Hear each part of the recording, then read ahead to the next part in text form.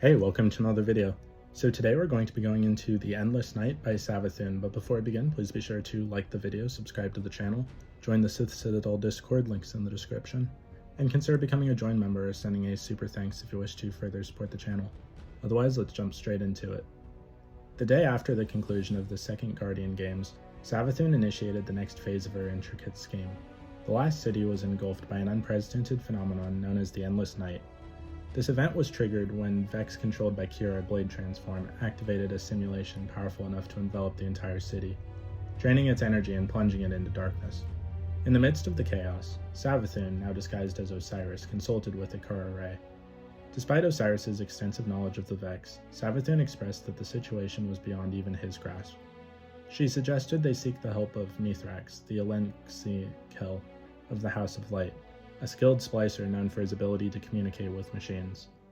Mithrax and his house were invited into the last city to assist with halting the Endless Night. Upon their arrival, they were welcomed by Osiris, along with Lakshmi II and the Guardian. As the House of Light set up their camp within the Botsa district, Lakshmi II voiced her suspicions. She warned Mithrax that not everyone in the city would be as open-minded as the Guardians, urging him to keep his people to themselves. In contrast, Osiris offered a more welcoming attitude, asking if there was anything that illusory needed. Mithrax noted that certain modifications were necessary to improve the production of ether, which is vital for the illusory. Lakshmi suggested that any such modifications be cleared by Ikora, then distanced herself from the conversation, stating she would focus on advocating for the people of the city during the turbulent times predicted by the future war cult, the FWC. As Lakshmi left, Osiris apologized for her harshness and explained that tensions were running high in the city, resulting in an uneasy mixture of decree and democracy regarding the presence of the House of Light. SAVATHUN, in her guise as Osiris, feigned a desire for peace, hoping that the House of Light would be eventful, a sentiment to which Mithrax readily agreed. Later, a tense dispute arose between Mithrax and Saint 14 over the division of resources between the city and the House of Light. Saint 14, steadfast in his beliefs that illusory had already received too much assistance, argued that the city's resources were stretched thin due to ongoing effects of the Endless Night. He claimed that anything given to illusory was essentially being taken from the citizens of the last city. Osiris intervened, reminding Saint 14 that Ikora had specifically ordered that illusory be treated as part of the city's people, and thus their needs should be prioritized. Saint 14, frustrated, accused Osiris of being overly political, echoing Lakshmi's concerns about his motives. Mithrax, however, affirmed that both the House of Light and the last city shared a mutual goal, to aid the Guardians in their mission to end the Vex threat. Saint 14, still unconvinced, tried to challenge Mithrax, asking if the illusory would comply with all of his demands if the roles were reversed, if he were in their position.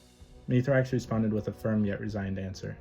The illusory would give him whatever he asked for because, above all, they wanted to survive.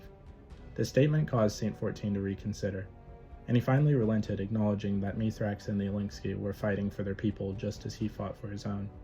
In the end, the two agreed to share the limited supplies between the humans and the illusory. After a tense but mutual understanding, both parties left, each returning to their respective duties.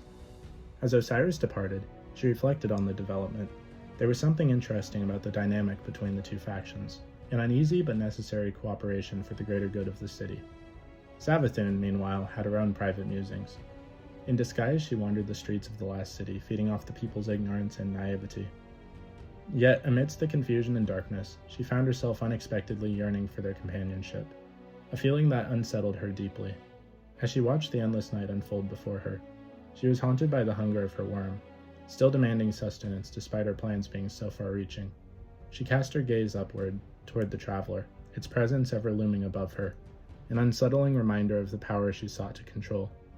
So what did you guys think of The Endless Night created by SAVATHUN and Kira? Please let me know in the comments down below.